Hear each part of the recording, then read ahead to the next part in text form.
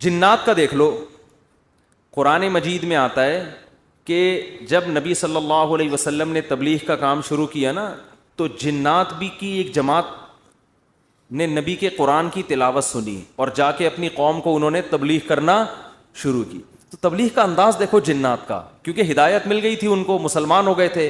تو تبلیغ کیسے کر رہے ہیں کہ بھئی دیکھو دنیا میں کوئی بڑا کام ہوا ہے، ہمارا آسمانوں پہ داخلہ بند ہو گیا، انا لا ندری، ہمیں نہیں پتا، اشر ارید بمن فی الارض، کہ جو اللہ نے محمد صلی اللہ علیہ وسلم کو دنیا میں بھیجا اور شیاطین کا اوپر جانے کا سیٹ اپ بند کر دیا، ہمیں نہیں پتا کہ زمین والوں کے ساتھ شر کا ارادہ، کیونکہ بعض دفعہ اللہ پیغمبروں کو بھیجتے ہیں حجت تمام کرنے کے لیے تاکہ حجت تمام ہو اور پوری قوم کو تباہ کر دیں، تو شر بھی ہوتا ہے نا اس میں.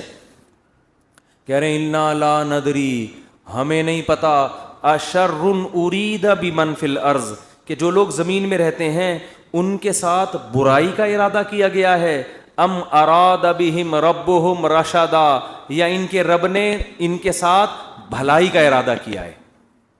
اسٹائل نہیں سمجھ میں آیا میرا خیال ہے.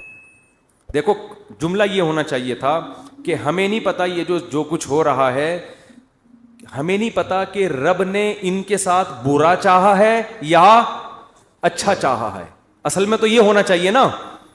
لیکن جنات کیا کہہ رہے ہیں؟ آج کل تو انسان اتنے سمجھدار نہیں ہے جتنے اس زمانے کے جنات سمجھدار تھے یار.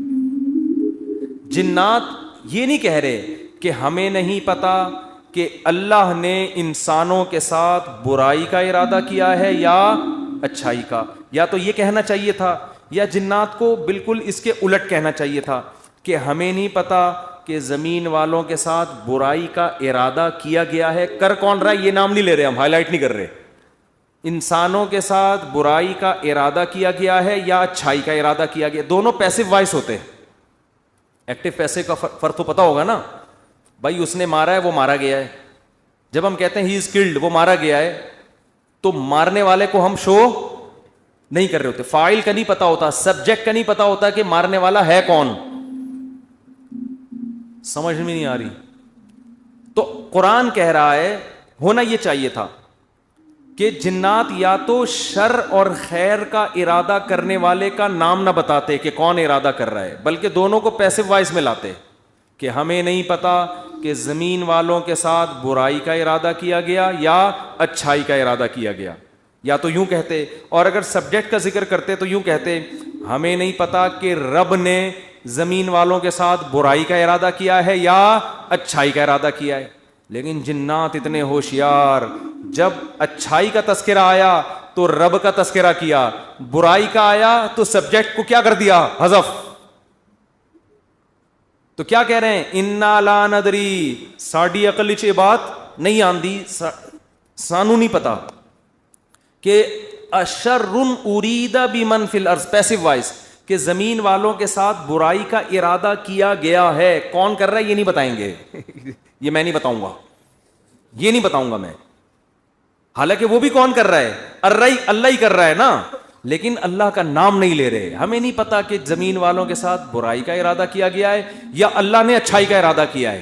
اچھائی کی جب بات آئی تو اللہ کی طرف نسبت، برائی کی بات آئی تو وہ بھی تو اللہ ہی ارادہ کر رہا ہے، لیکن اللہ کا نام ذکر نہیں کر رہے. ادب کی وجہ سے کہ بھائی برائی اگر ہو رہی ہے تو اللہ تو کر تو رہا ہے، لیکن انسانوں کی حرکتوں کی وجہ سے ہو رہا ہے، تو گویا انسان خود ہی کر رہے ہیں اپنے ساتھ. یہ اللہ تو محض ایک خالق ہے.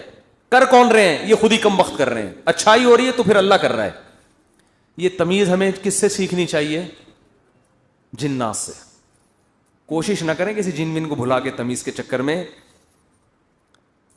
ایسا نہ ہو کہ مارکیٹ سے بالکل شارٹ ہو جائیں.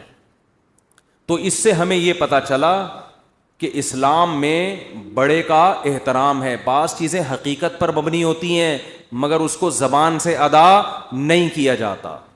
تو جیسے اللہ کی تعظیم ہے ایسے ہی بڑوں کی بھی تعظیم ہے.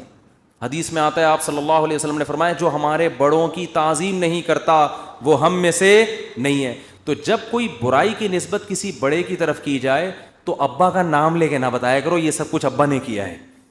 بولو بھائی یہ ہمارے گھر میں ہوا ہے، ٹھیک ہے نا، یہ ہمارے گھر میں. بولتے کیوں نہیں؟ مثال کے طور پر اس دن ابا ایسے پھل لے کر آئے جس کی وجہ سے بچوں کو ڈائریا ہو گیا. اتفاق سے اس دن ابا سڑے ہوئے پھل لے آئے سستے کے چکر میں. ابا ایسے کام کرتے رہتے ہیں مارکیٹ میں. اب بچے لیٹے ہوئے ہیں, تو اب بیگم کو چاہیے یہ نہ کہے کہ انہوں نے ڈائریا پھیلایا ہے, بلکہ کہے ہمارے گھر میں ڈائریا پھیل گیا ہے. ٹھیک ہے نا, وہ ابا خود ہی سمجھ جائے گا کس نے کیا ہے یہ کام. پھل کی طرف نسبت کرتے ان پھلوں نے بیمار کیا ہے. نسبت بولو, بچے بھی یہ نہ کہیں ہمارے ابا نے ہمیں بیمار کیا ہے, بلکہ بچے یہ کہیں ان پھلوں نے ہمیں, بلکہ پھل سے ابا سمجھ جائیں گے اصل میں مجھے چھیڑ رہے ہیں, بس ابا ہو گئے بیمار. آج کل ادب تمیز مارکیٹ سے بالکل شارٹ.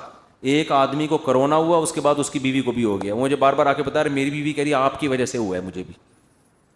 اب دیکھو اس آدمی کو تو ٹینشن ہوگی نا یار, وہ ہو گیا اللہ کی طرف سے ہو گیا, نہیں پہلے آپ کو ہوا تھا تو آپ کی وجہ سے کس کو ہوا ہے مجھے. اسی طرح شوہر بھی بیوی پہ بلی ڈال سکتا ہے, تمہیں ہوا تھا تمہاری وجہ سے مجھے ہوا ہے. بھائی کس کی وجہ سے ہوا ہے, بس اللہ کی قدرت ہے, ہو گیا. چھوڑو وہ کون گلے ملا تھا آپ سے, کس نے آپ کی طرف منہ کر کے چھینکا تھا.